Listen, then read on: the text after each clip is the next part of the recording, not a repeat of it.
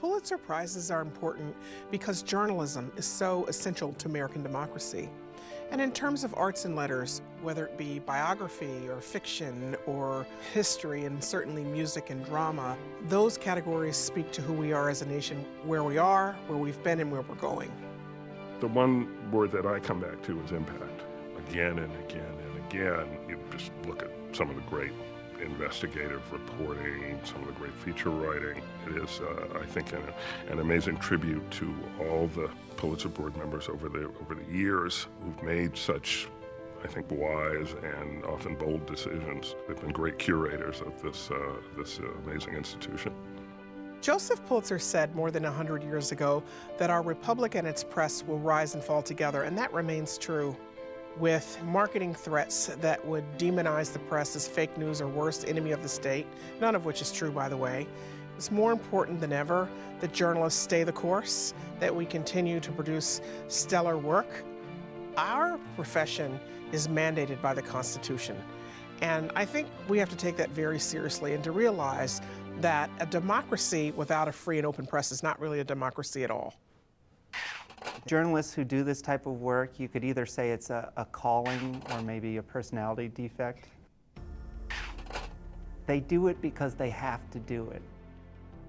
Whether it's the people that dug through the data or walked through the war zones, it's this act of bearing witness. What very brave newspaper editors did in the South during the Civil Rights Movement, at a time when the KKK was not just 3 scary letters, but a reality, was amazingly brave. Throughout the history of the prizes, there have also been individual columnists who have suffered because of the stances they took, and yet they persisted. I feel that I am writing for people who don't have a voice. Making a difference, explaining the way the world works so that people can protect themselves. I mean, I think that's what journalism is all about. No matter how massive a story it is, how disastrous it may be, the human element is the thing that reaches out and touches people. I think what people should realize about winning Pulitzer work is that it really exemplifies the best of the best. Whether it's a piece of journalism that makes a huge impact on society or on the world, or whether it's a book that makes you weep or laugh or smile, or a piece of art that just moves a nation. The Pulitzers reflect the best in American culture and American democracy in terms of journalism. My questions as a poet are really simple, and I think they come down to the sense of what do we do to one another and why. And I think what a poem does is it brings us to a place where we can become aware of all that we wish we knew how to say. The reason the Pulitzer Prizes remain so prestigious is because we have not lowered our standards in terms of what we look for and what we ultimately award and celebrate.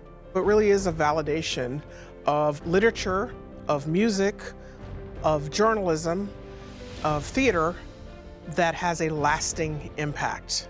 To work for 7 years, basically with no one terribly interested in what you're doing, being broke a lot of the time, but then at the end of it to have a Pulitzer Prize, that's really something. The Pulitzers look at the cream of the crop and those pieces that I think resonate beyond their particular topic area. When you look down at the list of winners, these are all people who took risks, who really wanted to help people to understand what was really going on. The Pulitzer Prize is just the one that matters the most. It is shorthand that means that this is lasting. You know, we live in a world where everything changes faster and faster, so nothing seems to endure. But one of the things that has endured for a century is the symbolic value of the Pulitzer Prize. I'm Dana Canedy, administrator of the Pulitzer Prizes. And now, on behalf of the Pulitzer Prize Board, we are honored to announce the 103rd class of Pulitzer Prize winners.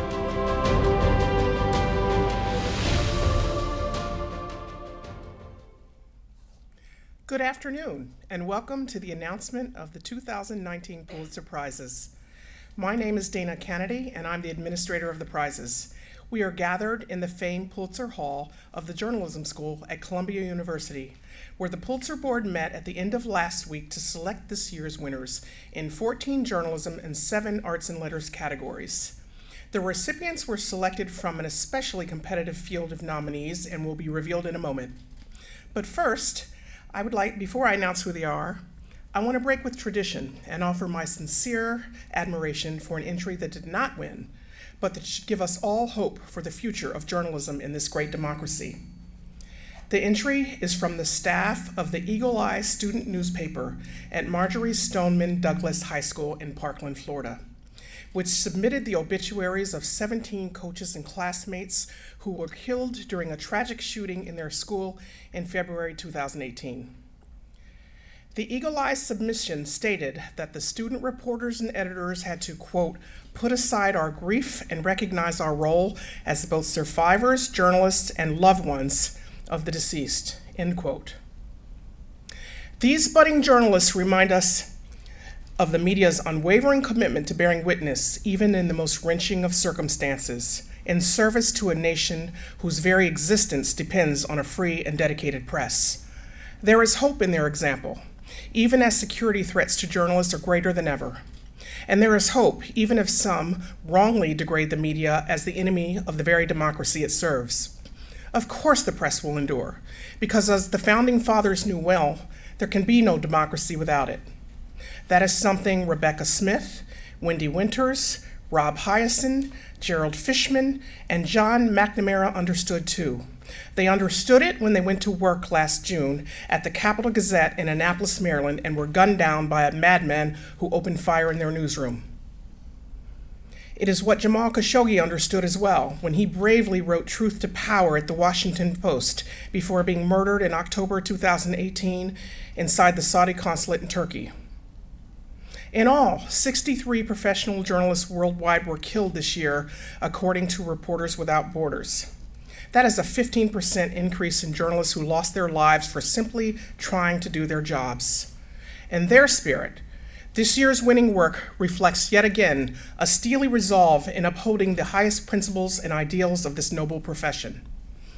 In the arts and letters categories as well, the winners reflect a dedication to purpose that is revealed through extraordinary work that shines a light on the pride, the potential, and also the pain of the times. They include books, music, and drama that inform us, and at times anger us about some of the most pressing social, political, and cultural issues of the day. They are expressions of creative freedom and gender, class, and history that prompt us to consider the impact of our actions and policies on the communities and the world we inhabit. As you can see, there is much to be proud of, indeed to, respect, in the work being honored this year. And so now, I proudly announce the winners who will constitute the 103rd class of Pulitzer Prize honorees. In the journalism category, for public service, the prize is awarded to the South Florida Sun-Sentinel for exposing failings by school and law enforcement officials before and after the deadly shooting rampage at Marjorie Stoneman Douglas High School. For breaking news reporting, the prize is awarded to the staff of the Pittsburgh Post-Gazette for immersive, compassionate coverage of the massacre at Pittsburgh's Tree of Life Synagogue that captured the anguish and resilience of a community thrust into grief. For investigative reporting, the prize is awarded to Matt Hamilton, Harriet Ryan, and Paul Pringle of the Los Angeles Times for consequential reporting on a University of South California gynecologist accused of violating hundreds of young women for more than a quarter century.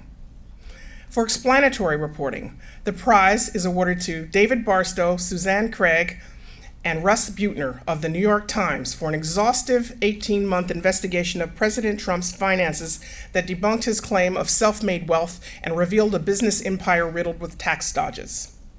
For local reporting, the prize is awarded to the staff of the Advocate, Baton Rouge, Louisiana, for a damning portrayal of the state's discriminatory conviction system, including a Jim Crow-era law that enabled Louisiana courts to send defendants to jail without jury consensus of the accused's guilt.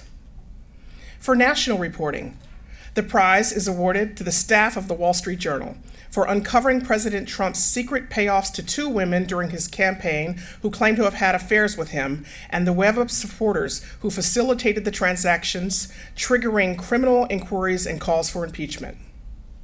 For international reporting, the prize is awarded to Maggie Michel, Maud Al-Zukri, and Nariman El-Motif of the Associated Press for a revelatory year-long series detailing the atrocities of the war in Yemen, including theft of food aid, deployment of child soldiers, and torture of prisoners.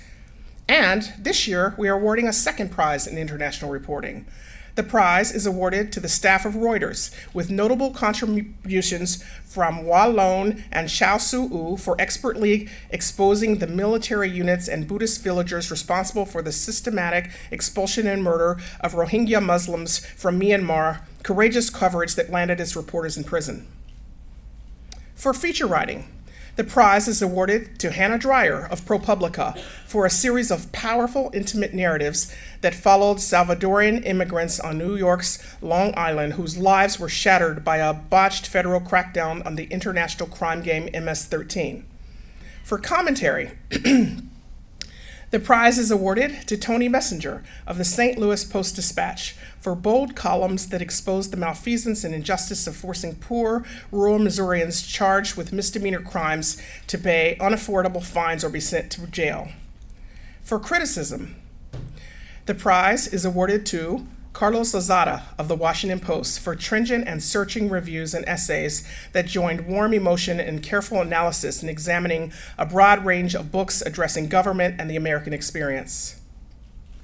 For editorial writing, the prize is awarded to Brent Staples of the New York Times for editorials written with extraordinary moral clarity that charted the racial fault lines in the United States at a polarizing moment in the nation's history.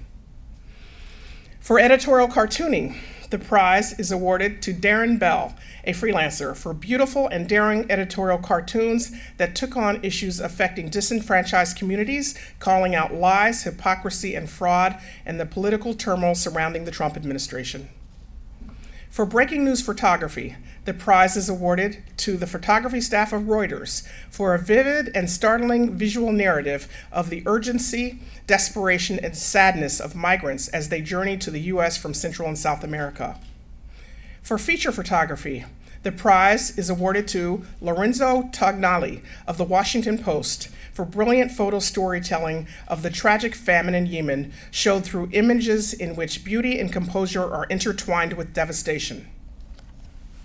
And now, in addition to the prizes in these 21 journalism categories, the Pulitzer Prize Board is pleased to announce a special citation this year. To the Capital Gazette of Annapolis, Maryland, the citation honors its journalists, staff, and editorial board for their courageous response to the largest killing of journalists in U.S. history in their newsroom on June 28, 2018, and for demonstrating unflagging commitment to covering the news and serving their community at a time of unspeakable grief. The citation comes with a $100,000 bequest by the Pulitzer Board to be used to further the newspaper's journalistic mission. And now, for the prizes in arts and letters. For fiction, the prize is awarded to The Overstory by Richard Powers, an ingeniously structured narrative that branches and canopies like the trees at the core of the story, whose wonder and connectivity echo those of the humans living amongst them. For drama, the prize is awarded to Fairview by Jackie Sibelius Drury, a hard-hitting drama that examines race in a highly conceptual, layered structure, ultimately bringing audience into the actress's community to face deep-seated prejudice.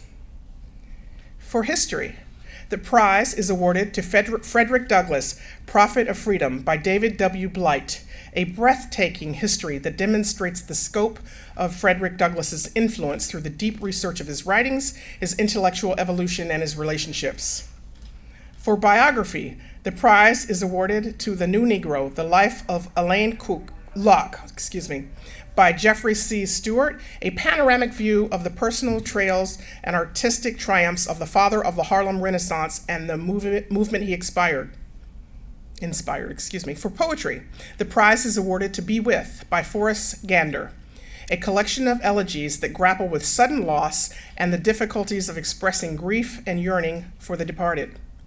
For general nonfiction, the prize is awarded to Amity and Prosperity, One Family and the Fracturing of America by Eliza Griswold, a classic American story grippingly told of an Appalachian family struggling to retain its middle-class status in the shadows of destruction wreaked by corporate oil fracking. For music, the prize is awarded to Prism by Ellen Reed, premiered by the Los Angeles Opera, a bold new operatic work that uses sophisticated vocal writing and striking instrumental timbres to confront difficult subjects, the effects of sexual and emotional abuse. Libretto by Roxy Perkins.